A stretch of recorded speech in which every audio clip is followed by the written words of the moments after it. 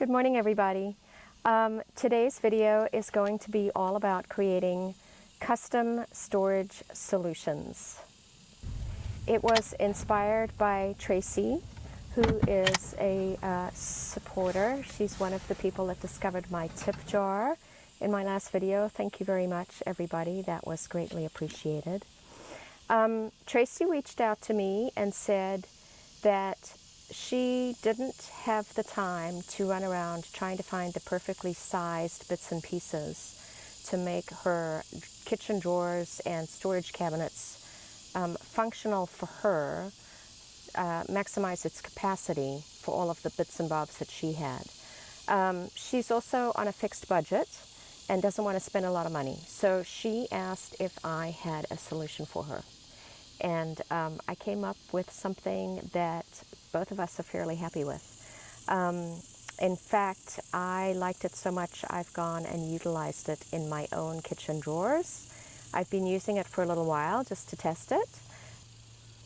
It's a great solution to identify exactly what your storage needs are and to be able to change it up as your needs change without spending a lot of money.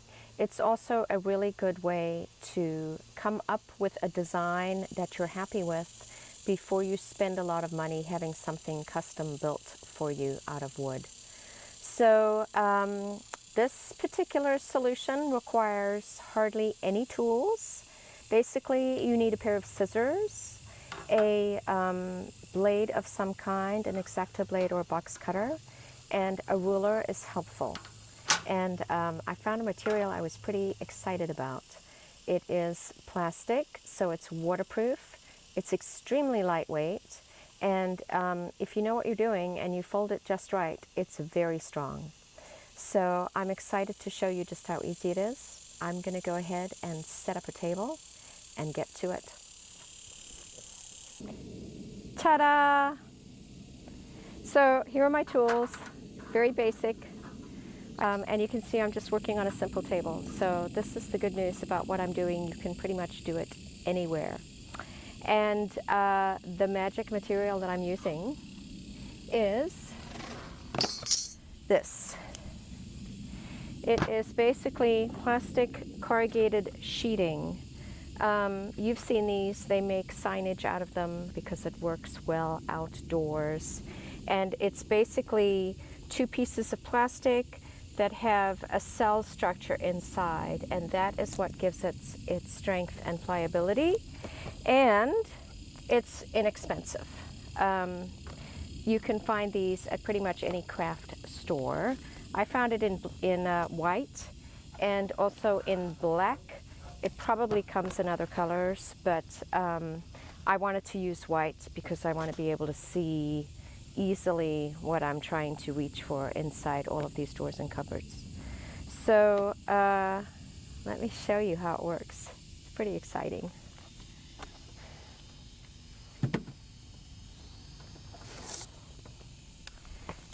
First thing you're going to want to do is take all of your measurements inside and have an idea of what you want.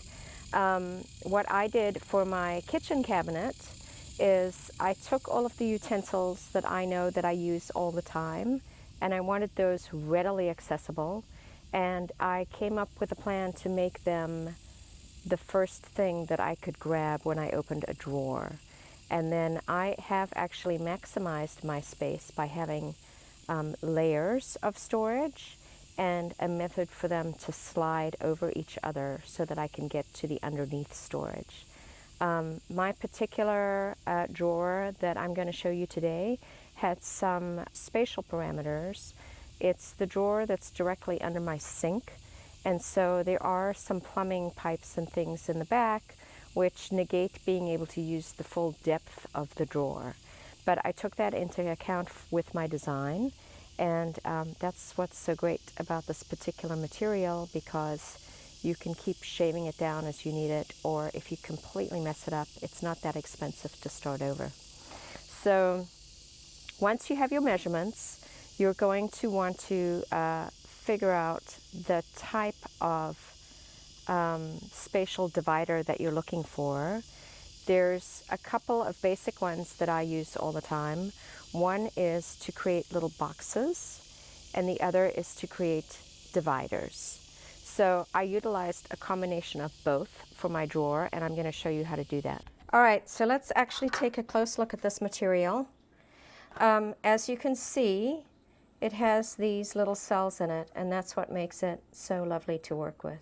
They're also extremely uniform, so you can actually count the cells for your cuts to make all of your little sections even. So fundamentally, there's just a couple of ways you can manipulate this material to do what you want to do. And the big one for us is to bend it. So the idea with bending it is to just cut one layer of the outer skin. And I'm going to show you how to do that. You take a pair of scissors. It is a little bit easier if you have slightly smaller scissors. This is just what I have, so it's what I'm going to use. You put your pair of scissors into the channel. Make sure that you're only going to be cutting one of these layers, leaving the other one intact. You can see I'm having to exert quite a bit of pressure, but there we go. And I normally pick this up and I'm holding it in the air, and it just has a little more flexibility, which makes it easier. So now that you've cut the cell, what you're going to want to do is cut each cell, one on each side of that original cut. And you can see that these are now super easy to do because there's somewhere for all that excess plastic to go to. So now I'm going to go to the other side. If you don't get your line exactly straight first time around, it's very easy to go back and do it. What that ultimately ends up doing is it gives you this little porcupine effect, and you're going to want to trim all of that excess off. Use the scissors in the same way and just slide it across and cut off that little T of plastic. Done. Let's get rid of all of that. So now it's super floppy. And actually, this is the side that you want to see. You don't really want to see any of that.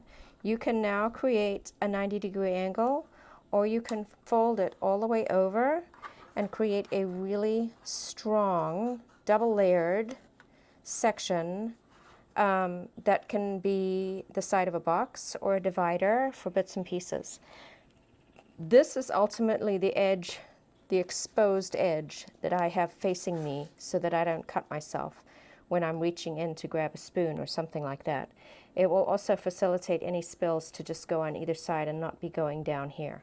So just be cognizant of that when you're planning out your boxes and your cuts.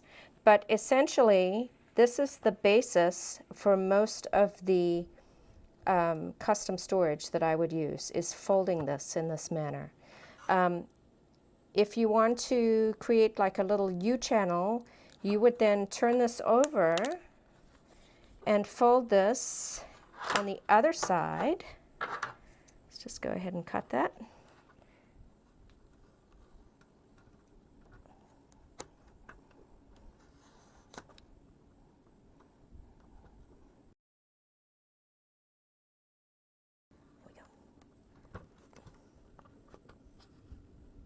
Okay. I'm going to get rid of our little excess plastic. Do that again over here. And now what you end up with is that. So you can see that what you can do is a whole series of these. If you're making little sections for things not to be jangling against each other, or you want to divide socks or things like that. So essentially, those two cuts, you can do almost anything with those. The other thing that you might need to do is actually cut through this, and obviously if you're cutting on the cell side, it is really easy. I'm working on a table that has, let me just cut it right here, that has slots, so I can cut in between the slots and not worry about damaging the table. However, if you're working on a picnic table or something, please do put a piece of cardboard or something between what you're cutting and the actual table so you don't damage the table. So that's fairly easy to do. The other thing that you might need to do with this material, I'm going to grab another piece, is you might need to cut it against all of these things. So it's still doable. It just requires a little bit more strength. And you might have to go through it 2 or 3 times to make that happen, because you're now cutting through multiple little veins and layers. I want to make sure I don't slip. There we go. Now you can see it's slicing right through like butter. So certainly much easier than using wood or something like that. And here you can get a real good sense of the little chambers. One last thing that you may need to do is, if you have to actually fold your piece opposite these veins, I'm going to show you how you handle that. Let me just chop this excess off. We don't need it. Okay, so let's say if you're making a box, and I'm going to show you the pattern for that in a minute. If you actually have to fold this material this way, it's a little trickier. The easiest way to handle that is to take your scissors, and instead of actually just using a sharp end, I'm going to just use the back side. What I want to do is bruise this side. So in essence, I'm just making a memory for the fold on this material and encourage it to do what I want it to do. So I'm going to do that a couple of times, and then I'm going to slide my ruler over a little bit and do that again. So I've essentially created a channel where I have flattened these veins on the inside. Sometimes that's enough to facilitate a fold. I'm going to just double check it. And in this case, that was plenty. So if I'm doing a 90-degree fold, that would be enough. If I'm actually wanting it to fold over like I did the other, I might have to cut into some of this and get rid of some of that plastic. So let me just see if I can do that real quickly. See how I've got my blade at a slight angle? I don't want to cut through it. I just want to cut some of it out. And I'm going to just make a couple of passes. Again, slow and steady wins the race. Now I'm going to turn it around, and I'm going to come at it from that same angle on the other side. So I'm basically, in theory, taking out a little V-shaped wedge from that area of all this excess plastic, which you just, let me get the scissors, pull out. Use the tip this time.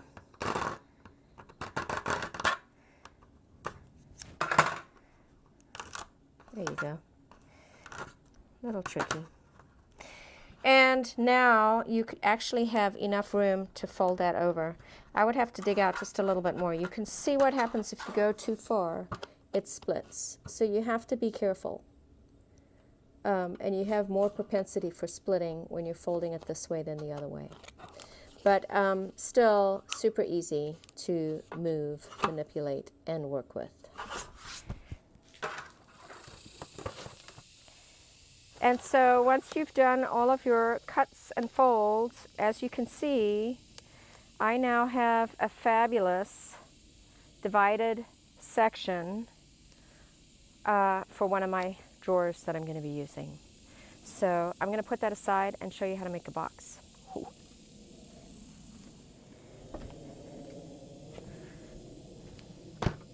Again, you have to have your measurements. There are some limitations to the size of the box that you could make with the method that I'm showing you now. Fortunately, this particular size is perfect for the size box that I want. So I'm going to go ahead and measure it up.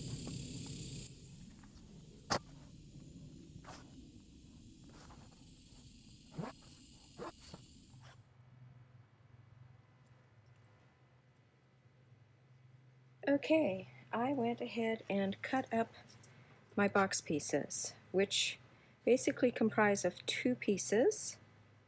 This is the first one, And I ended up using some scrap material, so I have a few things on here that don't actually, that are not actually necessary for this particular piece.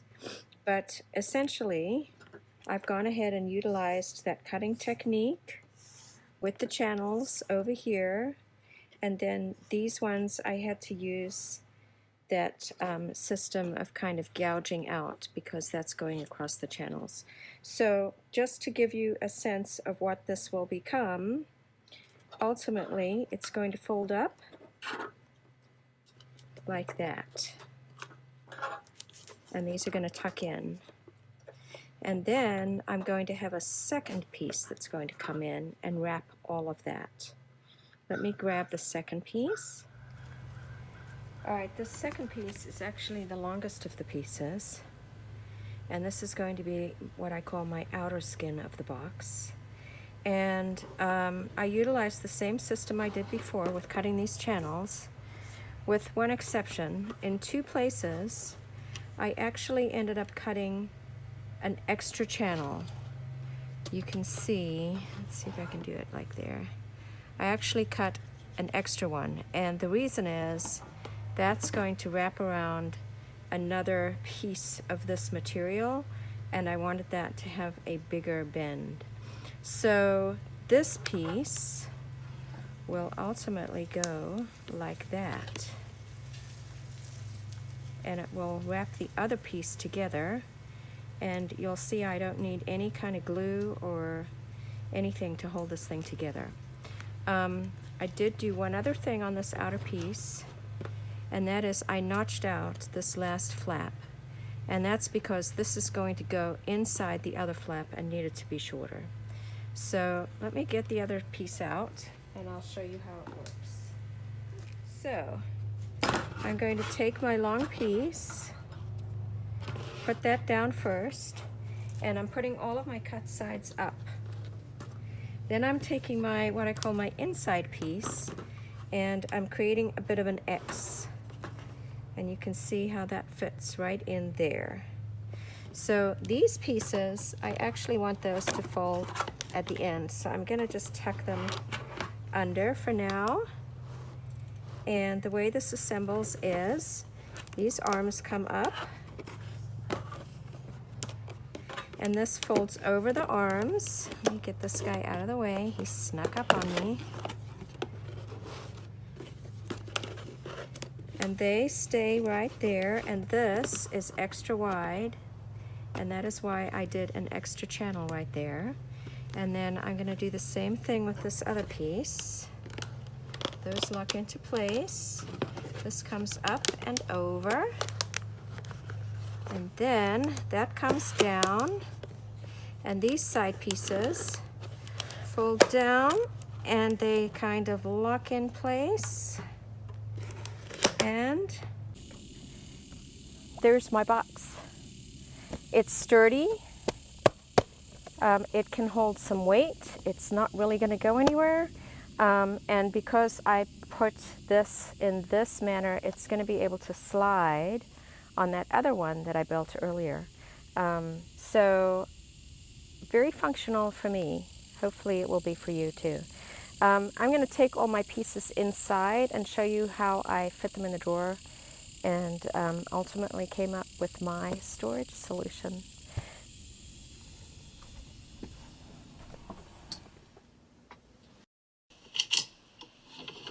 All right, there's the empty drawer.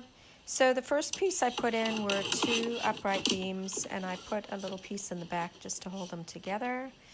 And then I am putting in the long section piece that you saw me build. That's going to hold my things and stop them from rattling. I'm utilizing bins that I currently had just because I had them. And I'm also cut some little spacers to help hold those seams in place. That's the support for the bin that's going to be up there. This is the upright that I notched, and I'm utilizing the one physical structure that exists in the drawer to hold it all in place. So that came in handy. And then I'm putting another piece in, which is like one of those X's. I know that we've all made those in arts and crafts. So you know how those work. That's going to stop all of my cups and things from rattling. Additional bins that I had, I'm using those as well because I can. That one's going to hold sharp scissors and things like that. So I highly recommend using the things that you have on hand. There's the box. And if you notice, it fits snugly in there. I'm putting some spacers in the box as well, and putting some little pieces to hold those in place. This is good because I'm not sure how wide I need those divisions to be. So the little pieces can be cut to any size, and the sizes can change as my needs change. So that's pretty handy.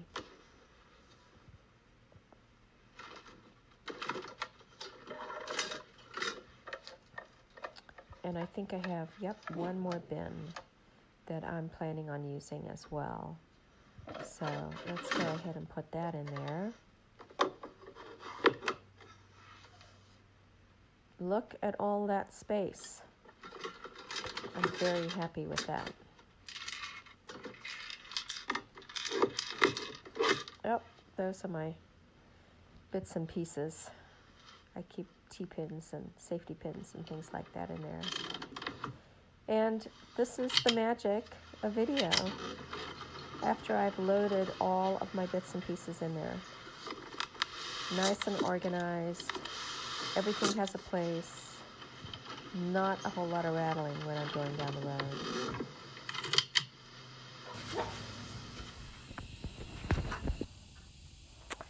And there you have it.